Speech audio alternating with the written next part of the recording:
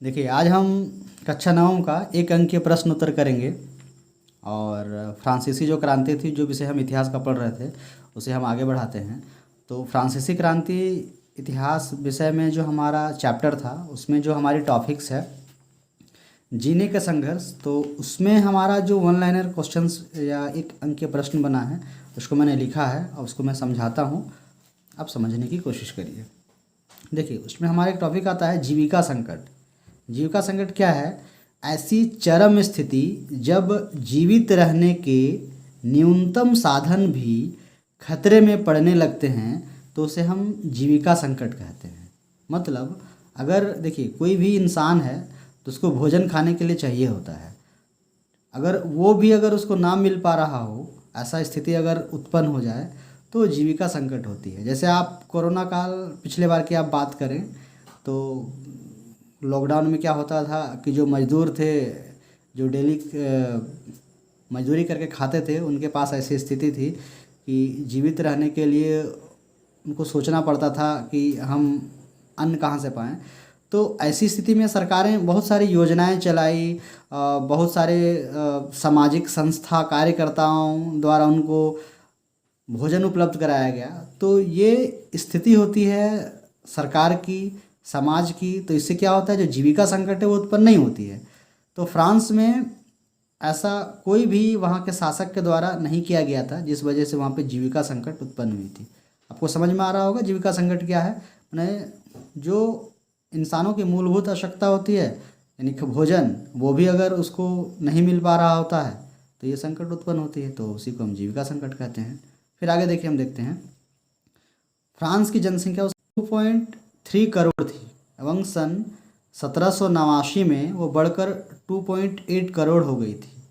तो आपको ऐसा याद रखना है कि जैसे आपको पूछा जाता है कि 1715 में फ्रांस की जनसंख्या कितनी थी, आप तो आप कहेंगे 2.3 करोड़, और सन 1789 में ये कितनी हो गई, 2.8 करोड़। ये आंकड़ा इसलिए दिया जा रहा है कि देखिए कि जनसंख्या फ्रांस में किस कदर बढ़ी, और वहाँ पर उस समय जो उनकी मुख्य खाद्य पदार्थ पावरोटी थी, वो भी लोगों को नहीं मिल पा रहा था। जनसंख्या बढ़ रही थी और खाद्य पदार्थ उनको मिल नहीं पा रहा था। इससे वहाँ पे अराजकता की स्थिति बनी हुई थी। इसलिए जनसंख्या का जो आंकड़ा है ये चैप्टर में दिया गया है। ठीक है, फिर आगे हम देखते हैं फ्रांस में अधिकांश लोगों का मुख्य खाद्य जो था वो पावरोटी था।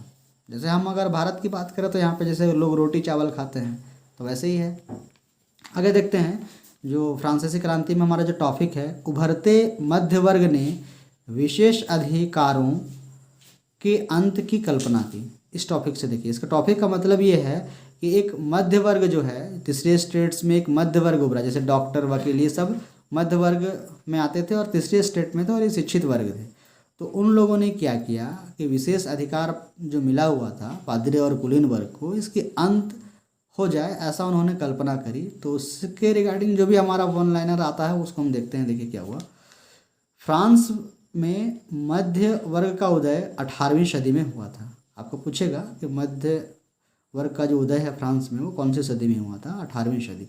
सदी देखिए क्या होता है, 100 साल में एक सदी होता है। जैसे 18वीं सदी बोला जा रहा है तो आपको 1701 से 1799, 1800 तक ले लीजिए, ये 18वीं सदी होता है। ठीक है, फिर देखिए मध्य वर्ग जो थे, तीसरे स्टेट्स के समृद्ध और शिक्षित लोग थे।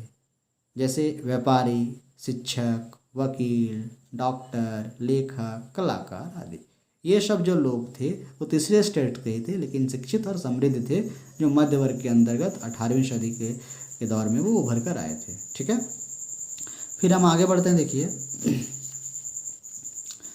जॉन लॉक और जेन जॉक रूसो, ये विचारक लोग हैं। इनके द्वारा समाज की क्या परिकल्पना की गई थी उसको हम समझते हैं। देखिए, स्वतंत्रता, समानता व समान अवसर प्रदान करने पर आधारित समाज हो, ऐसा इन्होंने विचार दिया था। आपको पूछा जाता है कि इन्होंने कैसे समाज की परिकल्पना करी थी, ये जॉन लॉक और ये रूसो, इन लोगों ने। तो कैसे एक ऐसा समाज जिसमें स्वतंत्रता हो, समानता हो, सभी को समान अवसर मिले, ऐसे समाज की इन्होंने परिकल्पना करी थी। ठीक है, फिर आगे देखिए क्या है। ये एक पुस्तक है, पुस्तक का नाम जो है टू ट्रीटाइजेस ऑफ गवर्नमेंट, एक पुस्तक है। इसमें जॉन लॉक ने लिखा था क्या, देखिए इसमें निरंकुशवाद का उन्होंने विरोध किया था। तो आपको प्रश्न जैसे आता है, ये पुस्तक है टू ट्रीटाइजेस ऑफ गवर्नमेंट, ये पुस्तक किनके द्वारा लिखी गई थी? जॉन लॉक के द्वारा लिखी गई थी। उसमें उन्होंने किस चीज़ का वर्णन किया? निरंकुशवाद का जो है उन्होंने विरोध किया, ये उन्होंने लिखा था उसको। फिर आगे देखते हैं हम,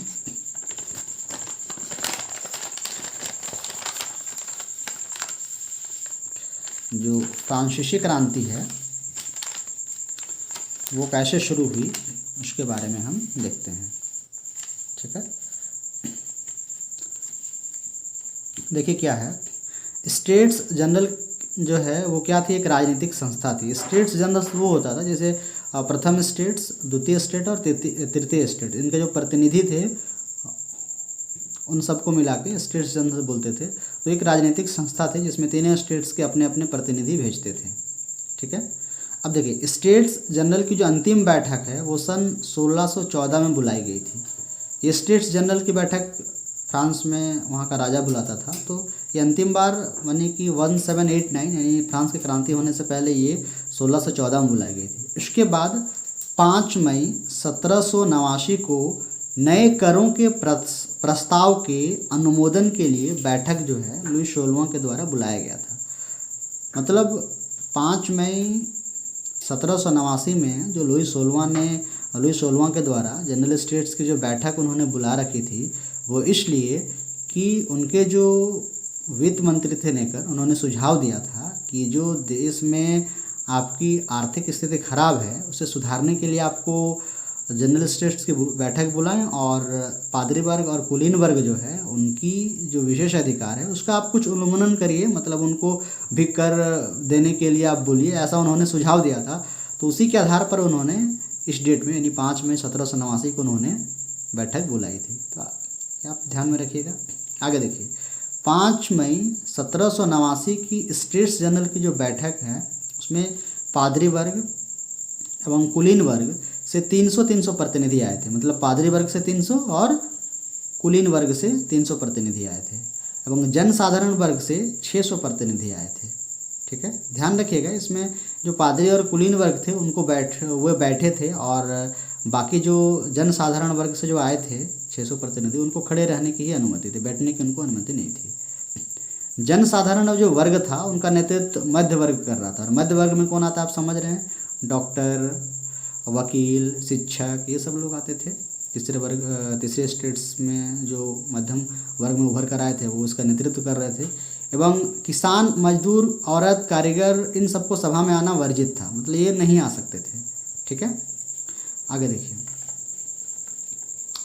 आगे है स्टेट्स जनरल की बैठक असफल होने के बाद, स्टेट्स जनरल की बैठक वो असफल हो गई थी। कारण ये था कि तीनों स्टेट्स का एक एक मत स्वीकारा जाएगा, ऐसा राजा ने कहा। इससे क्या होता था कि तीसरे स्टेट्स जो थे उनका जो मांग था वो उस वोटिंग के तहत कभी पूरा नहीं हो सकता था, इसीलिए वो असफल हो गया। फिर क्या होता है देखिए, तीसरे स्टेट्स जो थे वे अपने आप को राष्ट्रीय सभा घोषित कर दिए। वे बोले कि हम जो है इसको नहीं मानते हैं और अपने आप को राष्ट्रीय सभा घोषित कर दिए।